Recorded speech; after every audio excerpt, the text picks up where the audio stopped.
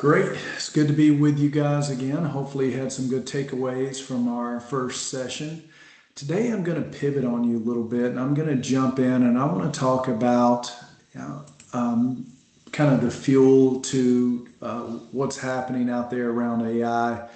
And I want to talk about data. I want to talk about some specific agents that we can use. We talked about what agentic means in the last conversation.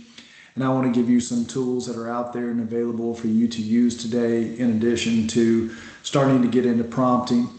If you have questions, please raise your hand. You can also just type them right into the chat. Darren and the team are going to monitor those, but I do encourage you to ask questions throughout, and then I'll leave some time towards the end. Just to jump in here right into the topic, let's talk about data. And data is the new oil. And what does that mean? One of the things I love about this reference is the old economy and the new economy. And we're in the late cycles, I believe, of a growing economy here. And what does it mean to the future of your business? What do you need to do to be more strategic, more adaptive? We're at a stage right now that AI is going to play a bigger role every year in all of your businesses going forward. And it's good to understand that data, like oil, isn't useful in its raw state. It needs to be refined, processed, and turned into something useful. Its value, like oil, lies in its potential. And what do I mean by that? We are shifting, starting into the mid-90s and moving forward. We're moving from an old economy that was based off manufacturing, that was based off consumer goods and products, to now moving into a world where data is really driving outcomes when it comes to healthcare. And as we start to break this down and think about where we are in the construction industry, one of the largest industries in this country. You throw in real estate and that component to it. We are the largest output of GDP in this country. But as we start to really break down this conversation around the old economy and new economy, it comes back to data. And think about what this means from a service standpoint for the electrical construction industry as a whole. We're watching Amazon get into digital twins, specifically around monitoring electrical equipment, creating an IoT array of sensors that measure humidity, measures moisture, measures vibration and heat and all of these components. And if you look at Google, if you look at Amazon, you look at Meta, you look at Microsoft and all these large companies, they're in the business of mining your data. And I think this is a very important lesson that we need to take into consideration and understanding the value of data. If you don't have a data management strategy today, and you're going in and you're populating the GC's Procore with data, and you're giving that data over in your projects, and you're not looking at how you leverage this from a construction standpoint, I think there needs to be a real intention about refining process and tying into that process, understanding data flow around all of your business processes. We talk so much about the field and productivity, but there's a whole aspect of data now in this digital world that we live in, how important it is that we own our data, we structure our data. If we can't structure and actually refine our data, today we're data rich and insight poor. And there is a whole shifting world around this. And when I start to think about data and I try to tell this story, I thought about this a lot. And I was like, what has played a role in data in my life? As I was thinking about this, going back to being a kid, I turned to baseball cards and thinking about what a baseball card looked like in my time. And I went back before my time and looked at Stan Mussel's 1958 baseball card, and you see games, at bats, runs, hits, doubles, triples, home runs, RBIs, and batting average, right? If I fast forward 40 years to 1998 and I look at Mark McGwire's baseball card, And I see games at bats, runs, hits, home runs, RBIs, stolen bases, and batting average. For the most part, pretty much the same thing. I don't know that Mark McGwire really needed a stolen base category there, as you can see. Not necessarily a significant amount of data that we can pull from in his career. But I look at a baseball card today, and I turn over the back of Paul Goldschmidt, and I see slugging, OPS, and WAR. And I go back to the movie, and I challenge all of you to go back, especially to the scene in Moneyball where Brad Pitt and Jonah Hill are talking to the scouts, having a conversation about how do they replace Giambi, Damon, and how do they go about doing this. Does anybody remember what was the main stat? It was only one stat that they were looking at to replace that. The main stat that was Moneyball at the time in 2002 when they started this. It was on-base percentage.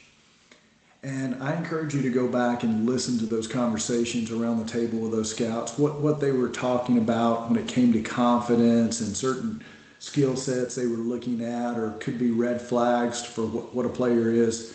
And today we go to where at that time when Billy Beane started this, every general manager in Major League Baseball came from baseball. They were baseball people. That's what they did. Their careers, they were baseball players. They moved their way up.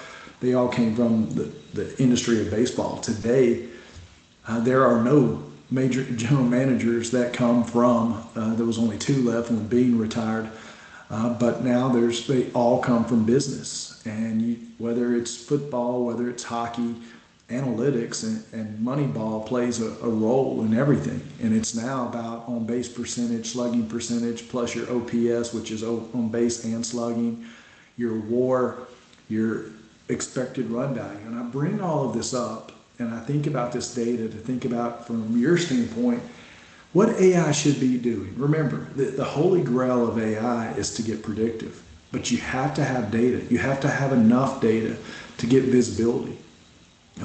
You may know this from a gut standpoint, but look at the impact on overtime and productivity. From a 40-hour work week at a baseline here, Dr. Awad Hanna came out with this study years ago and talked about a 50-hour work week and productivity impacts, looking at a 60-hour work week, week over week. Look at the productivity fall off that happens. And then when you're out there and you're having a conversation with a GC about shifting to 610s after you've already been on 510s and talking about that impact and using data as a conversation and being able to help them understand that at the end of the day, when I start to look at this, not making it gut, but knowing that Tuesday morning is my most productive time of the work week. And if we're stacking trades and you need me to move, doing that on a Tuesday has a far more significant impact on my productivity. And how does my change order, how does my communication reflect that? Maybe Friday afternoon, what if we just take it and deal with it because this is my most productive time of the week? Or maybe we can start to look at this by Thursday afternoon and how we make that transition. But understanding productivity, one of the things all of you are going to have to get better at is understanding, interpreting data, and not making data about being a stick or a carrot. When I start to look at data, I've worked on this and I still struggle because I come from that zero game mentality. I'm working on that myself. But when I see data here and I look at absenteeism on a large data set on 5/8 versus 4/10s, you can see on 4/10s a significant change in absenteeism from a 5/8 schedule to a 4/10s.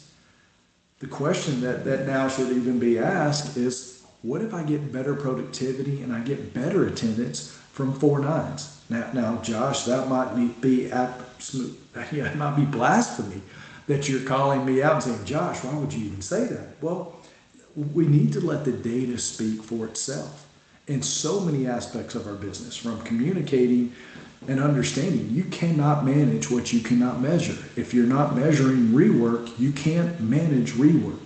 If I want to drive change in absenteeism, I have to first measure absenteeism. I have to understand that in Wisconsin, when gun season opens up, hey, let's pay attention. let's be realistic. Our data nationally is telling us today absenteeism has gone from 5.5% nationally in 2018 to today, what we're seeing is about 14.9%. That's a huge leap in a short period of time. I need to be intentional because this is a growing problem. How am I going to manage this? Now, am I doing my part and looking at work? Because if I schedule work June, July, and August compared to scheduling work that shows up in April, May, June, July is the highest absenteeism of any month throughout the year. Then if I start to look at time between Thanksgiving and New Year, that's the second highest absenteeism mark nationally. Am I bidding work on a job that's 3 months? If it falls right in the middle of July, if I am, I'm not doing my part to be providing myself with the best estimate and taking into consideration what's happening on my job site. I need to be smart. I need to be making decisions that are based around data. And one of the things we're trying to understand today, when worker shortages are a real thing, you compile that and you start to even consider now the growing skills gap that we see across the country. Ability no longer equals profitability. Just because I'm going to go out and bid on more work and do more work and perform more hours of work doesn't mean I'm going to be more profitable. Today, we have to understand that ability does not equal profitability, and I need to start to break down my job in different aspects of my phase codes, my cost codes, and try to understand what's my labor cost versus my material cost is something we've been looking at to try to understand profitability. And just that data helps me ask better questions and helps me try to understand where do I need to be performing work. And maybe now with labor shortages being a real thing, instead of me just doing everything and owning that job outright, maybe I I'm need in to a meeting. question. Okay. Feel free to ask questions. But here, this is trying to change the way we're leveraging data to change the conversation.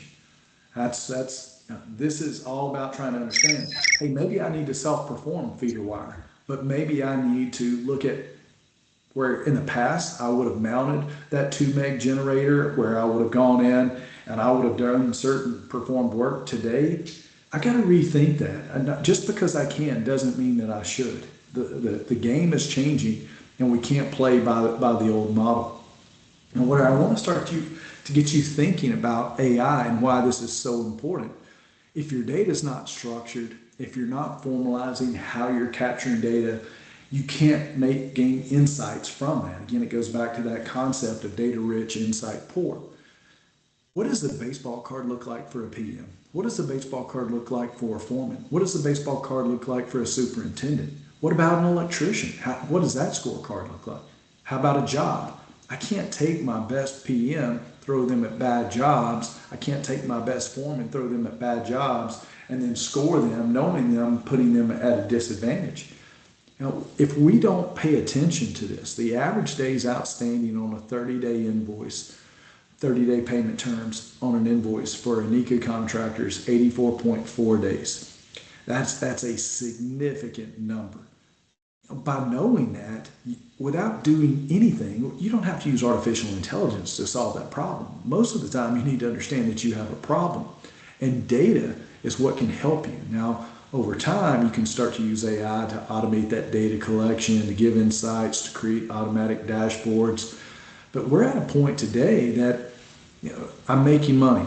How bad can it be? Well, you're making money. Great. Did you know that probably right now, when it comes to retention pay, when it comes to pending change orders, when it comes to claim values, that one of the things I see across the country for NECA contractors is the simple fact that they have more of their money outstanding today than they've ever had in the history of their business. Retention pay is extending, change order compensation is turning into claims, and those numbers right now are higher than I've ever seen. You've got to be intentional about how you want to go after what projects and where you're profitable Just because you're increasing revenue on the top line doesn't mean that profitability on that bottom line is following.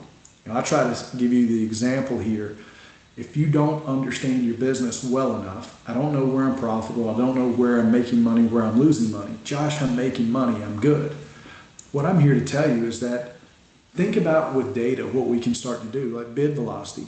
What if I could tell you in your business, based off contractors of your size and your scope of work, you put out a lot of bids every month and your hit rate's low?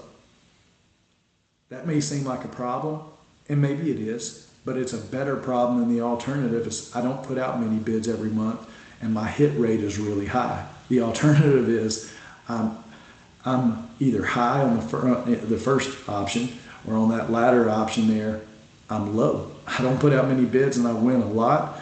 Maybe I need to rethink my business and try to understand, really my strengths and my weaknesses.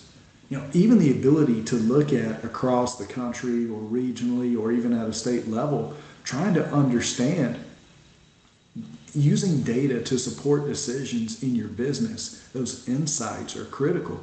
What does field office ratio look like? What is that number, and where does that typically line up, and where is it healthy, and where do we see a difference, and where do I score in this area? Could you imagine going to your doctor's office and getting your annual physical, going and getting that wellness visit, and the next day they call you, say, hey, your blood work's in, and when I look at that box and whisper charts today, I can see based off certain factors that, am I right in the middle? Am I low? Am I high? Where do I fall in that space? I don't think any of you would be very happy if your doctor called you and said, hey, blood work is in. How does everything look? Everything looks pretty good. What about my cholesterol? What's that? It's 752.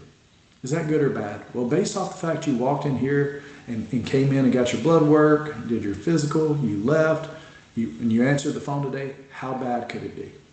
No symptoms. But we all know if you have cholesterol problems, that number is an extremely high number, a very unhealthy number. How can we help you look at that and say, overall, I'm pretty healthy, but let's look at where are we leaving money on the table? How can we improve our business? I will tell you right now, this is something that I'm absolutely committed to. Those of you that know me know I talk about data. I love statistics, metrics. That's one of the ways, that's my love language. And what I want to be able to do is provide you with insights, helping you score yourself and benchmark yourself. The ultimate goal is to get predictive, and where we want to take ELECTRI is to give you insights, show you that backlog is increasing here, it's flat here, it's eroding here.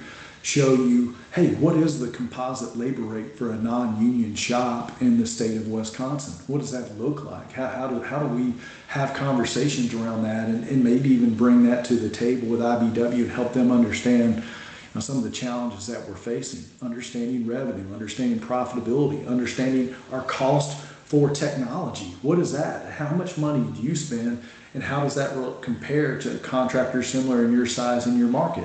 Are you spending a lot more on fleet? Are you spending a lot more on fuel? Are you right in the middle? Understanding these insights can at least allow you to see that, hey, this is an area of my business that's high, low, right where it needs to be. But how do I continuously improve? I cannot manage what I cannot measure. And that data all comes back to that. There's certain language that all of you should be using more frequently in your business. What are your KPIs? Key performance indicators. What are we trying to measure? What are we trying to improve? When you go to the NECA National Convention, you should have a strategy. You should know your tech stack, and you should know specific problems you're trying to solve. Cool is a bad business model. What are you ultimately trying to drive change in your business? How are you going to be strategic and intentional about that? It's about solving real problems. And when it comes to artificial intelligence, data is the fuel. But you've got to understand, if I want to go implement AI, I first got to create processes and standardize processes. And then I need to go out and select workflows where AI can be used to help me actually solve problems. So with that, one of the things we're all going to have to get better at, in addition to process mapping, is managing change. And I'll be the first to tell you, in my career, I've tried to lead technology adoption. I've been at the change management forefront for my entire career. 27 years, I will tell you, it is way easier to do it wrong than it is to do it right. The two cornerstones, vision and consensus. If I don't tell you why we're doing something, if I ask you to change the time card, if I ask you to change a process in your business, the more ingrained, the more entrenched that is, the harder it is to change. But the whole change management process starts with vision. Why are we making this change? Then you have to get consensus. You want buy-in. You want them to be a part of the solution. You want them to be at the forefront of this, not sabotaging the success of the adoption of a workflow. It doesn't have to be technology at all.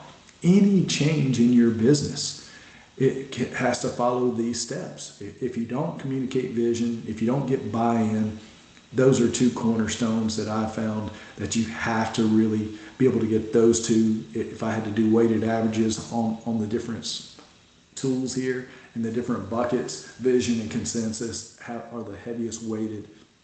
And then when it comes to providing the right skills, the right motivation, the right resource, and putting together a great action plan, it is, again, way easier to do it wrong than it is to do it right. But these are all things you will all need to understand that tie back to this artificial intelligence.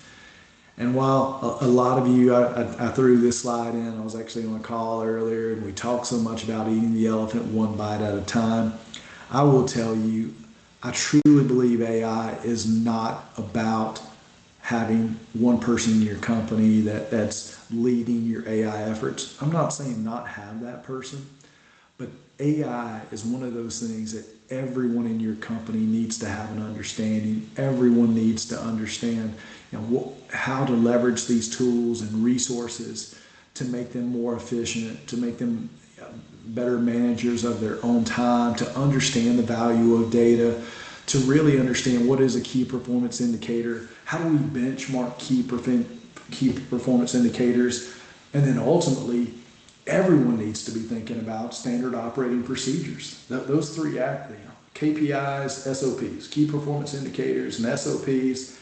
This is the future of business. Let's go back to that first comment, the old economy and the new economy. The new economy, the contractors that figure out how to add value, to become consultants, to really position themselves to no longer be a commodity, are in a much better position than companies right now that are out there. Hey, I'm going to go out, I'm going to be the cheapest, I'm going to be the fastest, I'm going to be the highest quality, and I'm going to be the safest. Good luck. That's a hell of a business model, race to the bottom. As electrical contractors in the new economy, what am I going to do to differentiate myself? How am I going to add value? How am I going to be seen as a trusted partner? What am I going to do when it comes to providing additional value to my customers? What am I going to do to differentiate myself? We have to bring the entire village today to eat this elephant. We don't have the time to take it one bite at a time at the rate of change our industry is changing. And I want to come back to this prompting basics, because I think all of this is so important for you to understand. Whenever you hear that term neural network, it's tied to artificial intelligence and machine learning. This is what's called a feed-forward model. And AN is that automated neural network, the input, the hidden, and the output layers. Now, just so you understand, these inputs are very important. I'll break it down for you, but hidden layers, for example, these are the large data sets. IBM, if they're going to train their computer imaging and Watson to look at breast cancer scans, they're going to turn it all into, it's a model that can be pre-trained, trained during the hidden layer stage, and then even trained on the output layer, and you can retrain it over time. Remember, we said GPT was generative pre-trained transformer. It's only trained on the front end. Now they pre-train it to go in there and look at trillions of data sets. That's why a lot of people say OpenAI is very unethical in their training of ChatGPT, because they don't have a good handle and control on this large hidden layer set. So where ChatGPT was set up to be created as predict the next best word, ChatGPT said, I need to comprehend language to be good at predicting the next best word, and it taught itself to comprehend language. And the engineers still to this day do not really understand how it taught itself to comprehend language. So, as you start to think about this and trying to understand these neural networks, this is one of the scary things that we go back to. AI mimics this thought process of a human. And these inputs, hidden layers, and outputs, the different nodes with a neuron, it mimics that kind of neurons and synapses in the brain. But let's say, for example, I want to keep this pretty simple. Will I eat dessert? I want to come back to this because this is so important when it comes to prompt engineering. And there's some great classes out there. There's a 9-hour YouTube class that I would recommend. There's a 1-hour YouTube class. There's Coursera. There's Udemy. There's other tools out there that I've taken to teach me how to really understand prompt engineering, even getting into RAG type, getting more deep into the prompting and setting up. We'll talk about that. But will I eat dessert? My desire, my current weight, my cost, these are input factors. And what I can do is when I'm asking a prompt, I should ask this question, will I eat dessert? That's a bad prompt. I mean, it's just very open, very loose. But I can say, will I eat dessert? Well, I'm coming off the Memorial Day holiday weekend. It's still pretty close. I've only had one weekend to get off of that cheap weekend that it was. So my weight's not where it needs to be. And ultimately, where cost may have been a driver leading up to that holiday weekend where I blew out my current weight, the weighted average of these things and how I create my prompts, I need to ultimately have an idea when I'm looking to ask a question in any large language model tool. I need to know to some level the output. We go back to hallucinations and these, but it's these weighted averages of these connections with the data sets based off these data sets that's going to generate the outcome. So as we start to think about prompting and what does that really mean and how am I going to solve problems and ultimately what problems am I trying to solve or answers am I trying to get, it's how we create this input and the prompt that we're going to get accurate outputs so that it can point it in the right direction. So think about this, adjusting the weights to get the desired outcome. When we're asking these questions into these large language models and getting these outputs, that's where we're going to drive this. And human has the ability to train and get the correct output. So the input is very important here up front. We'll jump into that. Large language models, again, we talked about ChatGPT. I just went through this last week and I got an updated list here for you looking at task and domain, trying to break down which models. Remember, GPT 2.5, the preview version is out. I am reading and hearing really good things. I was testing it yesterday morning, this morning. I like what I'm seeing. I see a big step up from where it was in the 1.5 Pro, but I still don't know in some of these areas. It's just hard to beat ChatGPT. It's hard to beat Perplexity and some of these models that are out there. But know that this is going to continue to change, where I was probably using Grok a lot more 3 months ago than I am today. They continuously update these models, and in some cases what would have been the best tool to use today may not be the best tool to use tomorrow. So you can continue to keep up on that. And I just want to go back here because I think it's important when we start to look at these agents in our industry, specifically the electrical contracting space. When I start to look at these agents, I'm going to go back to the paid $20 version of ChatGPT. The reason I pay $20 every month for ChatGPT is to have access primarily not only to create my own chats and create my own GPTs, but it's to access the thousands of GPTs that are out there and available. For me, if I want to create a presentation deck, if I want to go out and do code, if I want to go out and access 200 million academic papers, I've got Google Scholar. If you've never used Google Scholar is amazing. And I will quite often use Consensus and Google Scholar together to try to look and see if research has been done on a certain topic in other industries that can help me use that information to answer your questions in the electrical contracting space. But using these different tools that are built inside on top of ChatGPT, like Diagram Show Me, I love this tool. And for those of you that know me, when it comes to communication, using that Diagram Show Me, I can say create a mind map of the daily construction log. And you can see resources, meetings, issues, weather, activities. This was a single prompt, pretty simple. Of course, remember going back, what am I looking to get out of this? But using that data set is trained on using these diagrams. I can say, let's take a little more complicated process now than the daily construction log and what makes up the daily construction log. Let's look at a submittal.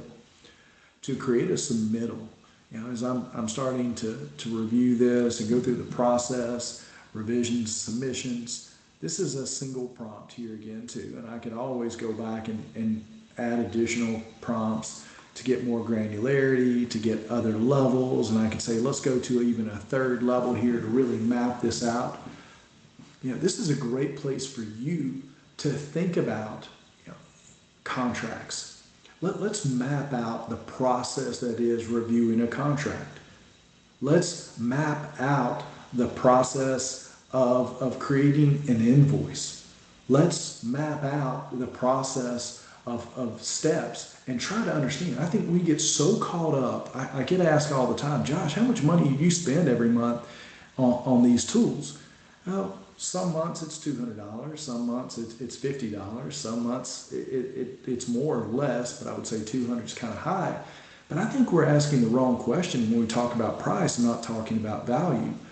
If it takes me the ability, if I can go from a 45-minute invoice, which is very common for NECA contractors, that it takes me 45 minutes to create an invoice. If I can understand my process, understand the time and energy that goes into that, if I can reduce the number of communication, if I can streamline that process down and have a more accurate invoice, what's the cost if I can take that from 45 minutes down to 2 to 3? How many invoices do I send out a day? It's more accurate. I get paid faster. What's that value? It's not, oh my gosh, that's expensive. It's what does that actually save me? And I need to understand my business now better than ever. So I'll move from that mind map to what does it look like to do a process map, a flow chart, where does it follow? These are great illustrations that help us talk to our teams and communicate these values that to really better understand the problem. I told all of you before, my goal in 25 was to listen better and ask better questions than I've ever asked. Even with ChatGPT, that $20 version, we talk about agents here. For me to go in, and I'll demonstrate this to you on the next class, but to create a chatbot, to upload my entire spec book, to upload plans, to upload tools, for me to create my own spec book assistant, chatbot assistant, I can do that for $20 a month. And if I have a question, it'll go through, it'll index that spec book, and in some cases that can save me massive amounts of time. Here too, you can see I can upload these. I can upload a PDF. I can upload a Word document. I can upload text files. I can tell it that I want to turn off all these other capabilities. I want to focus on just the knowledge base that I put in here. And I can even say, do not share this data with ChatGPT back on the back end. Remember, it's pre-trained, but I can tell it, do not use this conversation to train GPT. Now, I will tell you, ChatGPT is a great tool, but there's in certain cases when it comes to workflows, maybe for me, I want to keep things on my own server. I've got a customer that I feel more confident that if I can keep this data on my own servers, where ChatGPT, I can create that chatbot with my specs. That's great. but maybe I want to go to my AI drive and install this on my own servers, create my own chatbot type features that all that data is contained in-house for me. That may be a better solution for me.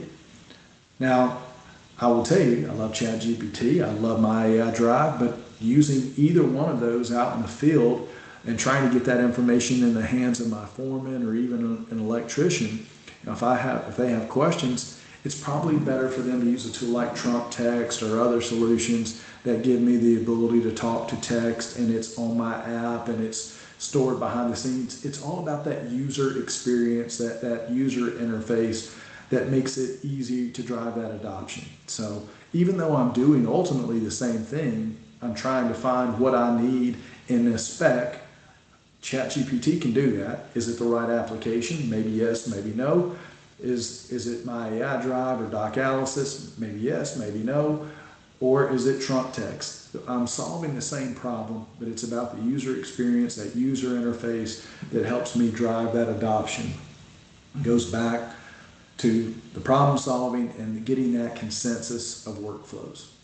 I will tell you too, just trying to look at simple agents. If you've ever used Microsoft Excel and you've created pivot tables, not using some of those features in Excel from time to time, you may be slower, it may take you longer. Today, to go into your accounting software and batch out large data sets and look at trends, today you can create pivot tables using Copilot in this little chat window on the right-hand side of your screen when you're in Excel. And now I can ask questions, I can start to just prompt basic questions. It can create pivot tables, it can start to extract my pivot tables, it can outline and pull data into different categories. From a pivot table standpoint, getting data and pulling this out, amazing things that can happen. I don't have to sit through the long classes and use these features when I need it. AI can help me with Copilot on that today. Other simple workflows, I love the automated note takers. So automate the note-taking process. I've used a lot of these, and there's some great tools out there.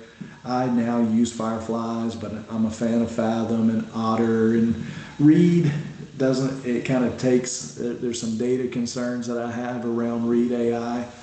But when it comes to Fireflies, at the end of a meeting, you can see here, it does an amazing summary. It creates all these different types of filters, total tasks that were created, dates and times that were communicated, sentiments, filters, speakers, the overview of the process here, so I can see this. It can all be recorded. But the thing I love is going back to people, process, technology. With our team, my calendar is where everybody turns to. If I don't fill up time on my calendar, Laura, Jessica, Anna will gladly fill up that time for me. So on Sunday nights, it sends me a summary of the entire week.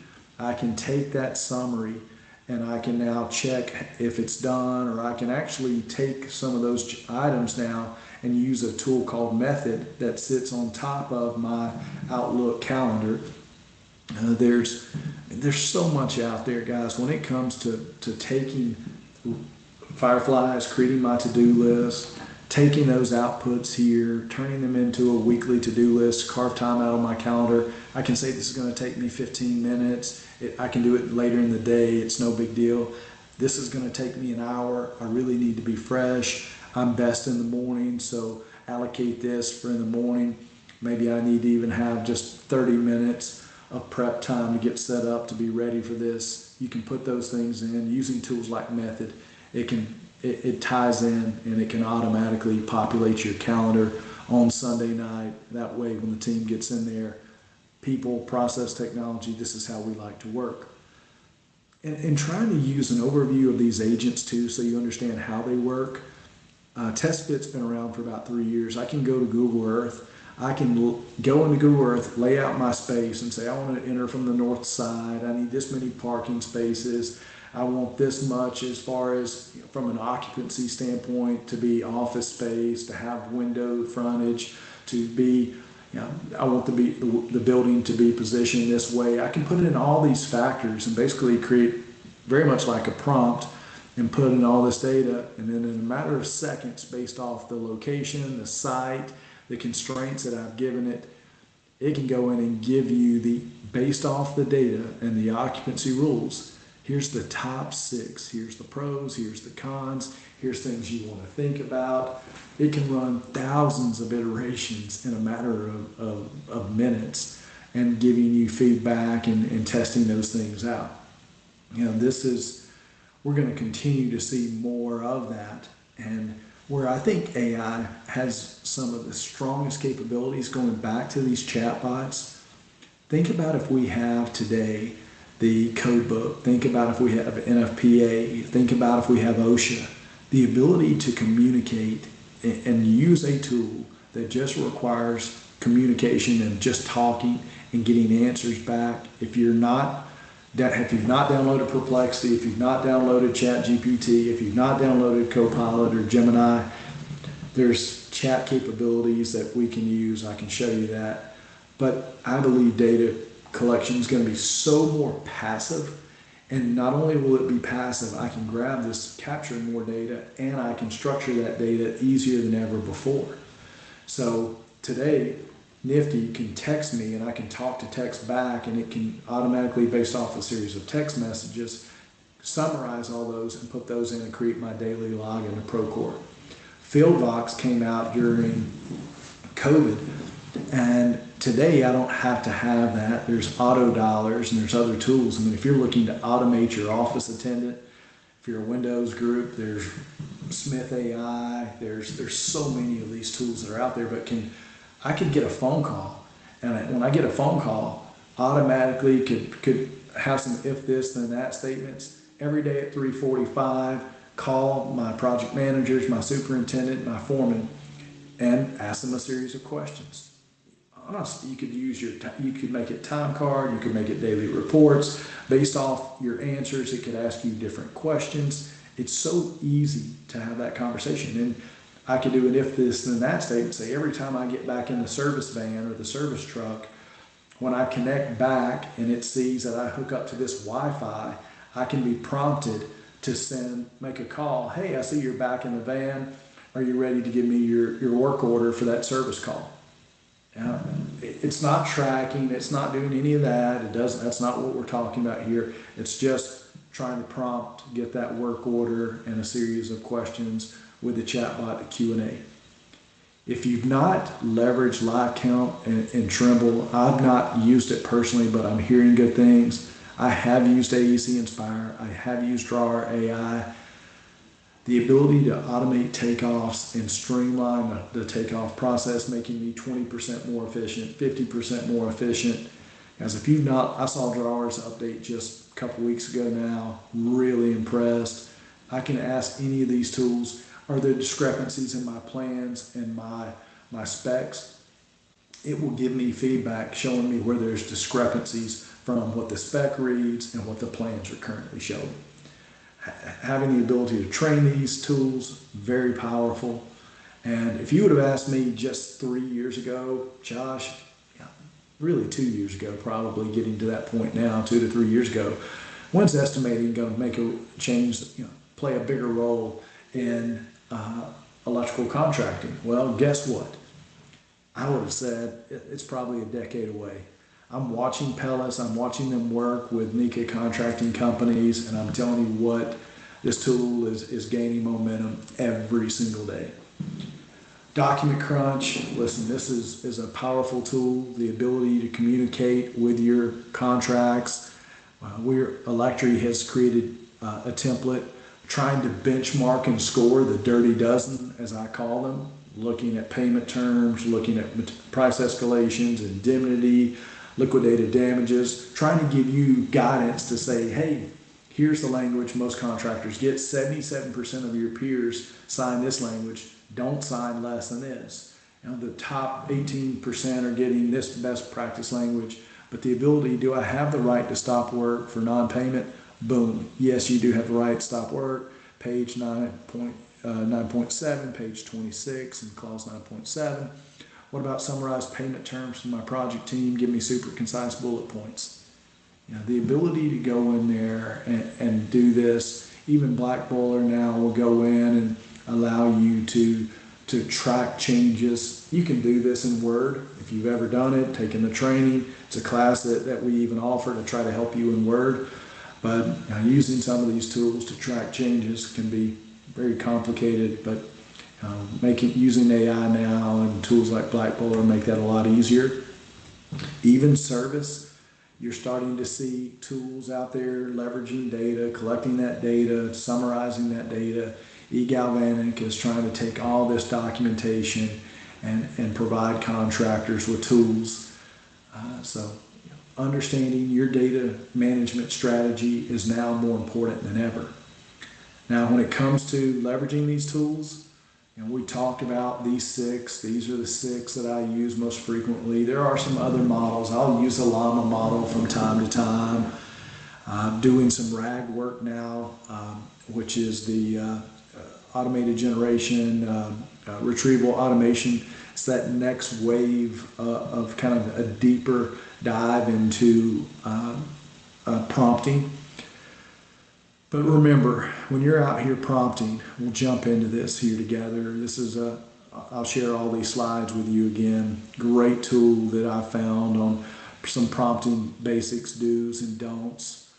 I'll share these back with you, but do understand capabilities, enhance workflows, don't rely solely on the model, don't ignore bias. There's some things we can give to you. Remember, this is the data you should not share.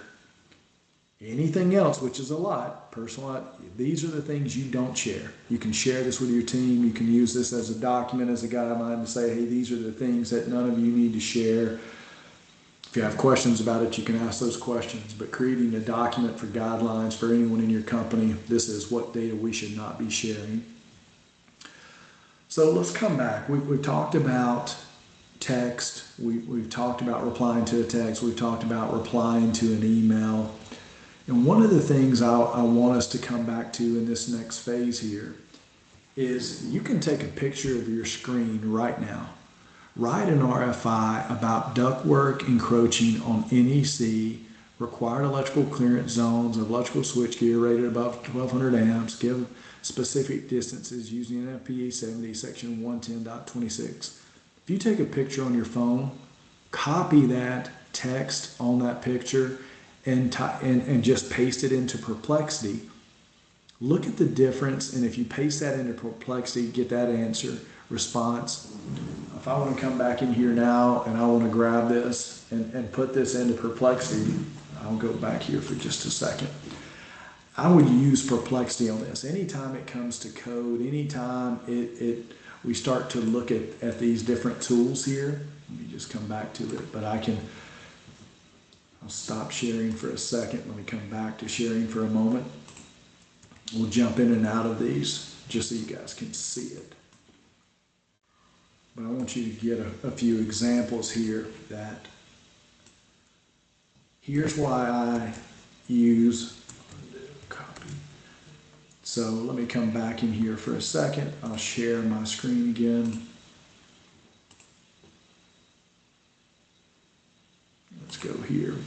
We'll put some things in just so I can remember kind of stepping into this. So if I'm in Perplexity and I paste that in, oh, wrong one here. Let's see. I thought I put that in there. Nope. Let me go back to it. I may not have grabbed it quickly enough. Copy. Let me see if I got it now. Oh man, I've got an image I was working on there earlier. Give me 1 second.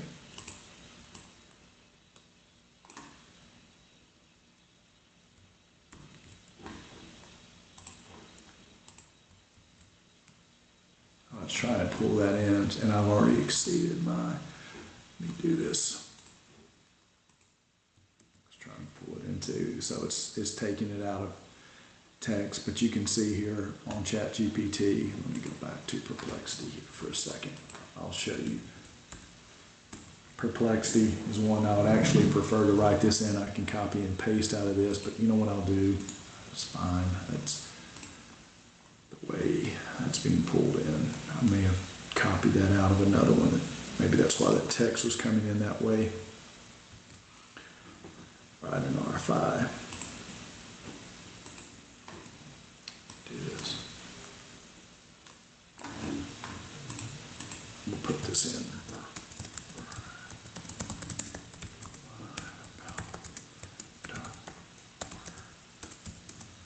And good thing is, a lot of times when it comes to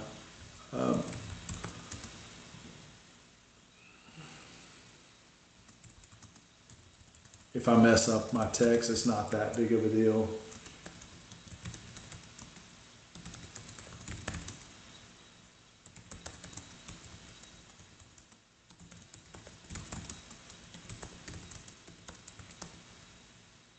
That's okay.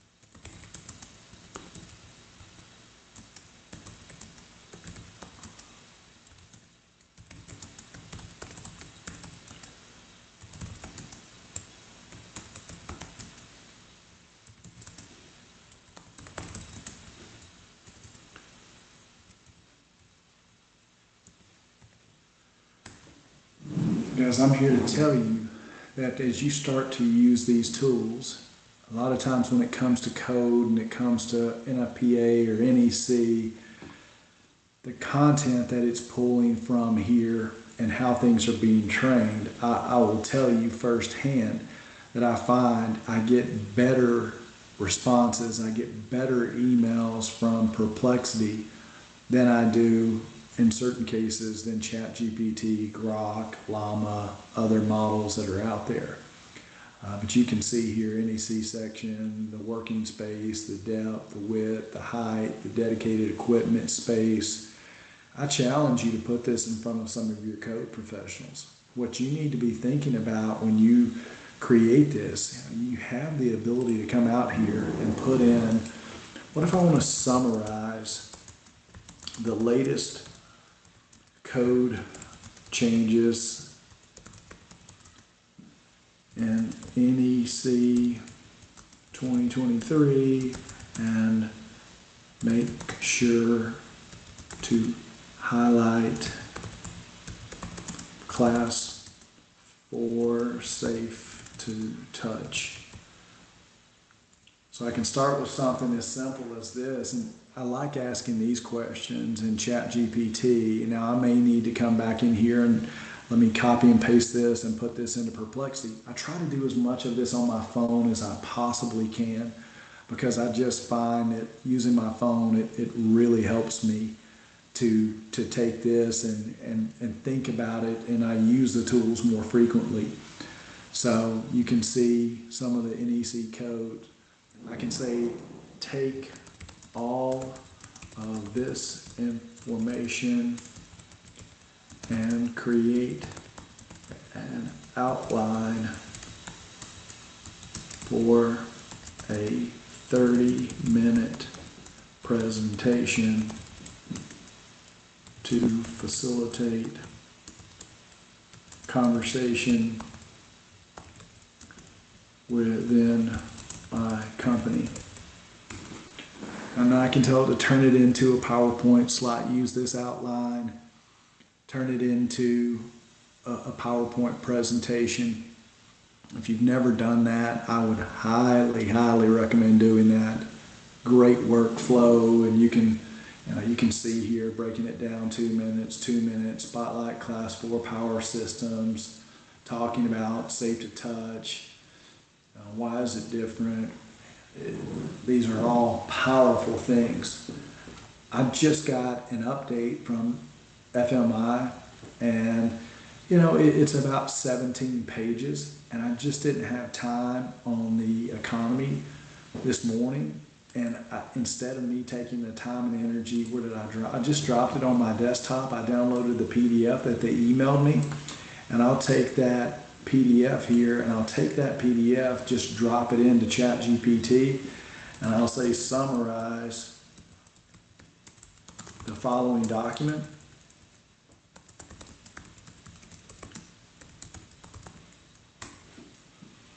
And now it'll take that, it will say reading the document. Here's a concise outline, decoding Q2, 25 mixed signals, U.S. construction, broader economy, sending mixed signals. What's the boy who cried recession? What are some of the trends? I can read all of this in a very short period of time, get the Cliff Notes version of that, and maybe I decide, hey, I look at this, I really need to dig into some of this and pay more attention. Those are all things that we can very easily do. So, just trying to help you think about some of the things that I do on a regular basis. Again, generate a 10-question test, multiple choice test on NFPA 70B.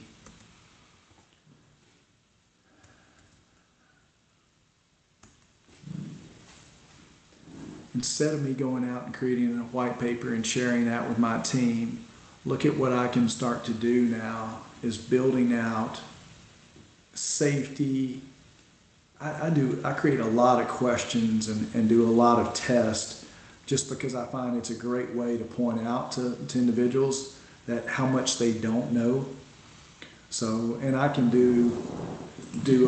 create a 10 question, generate a 10 question test on code NEC 2023 code basics. Use examples of pictures with multiple choice. Generate standard operating procedures, checklists.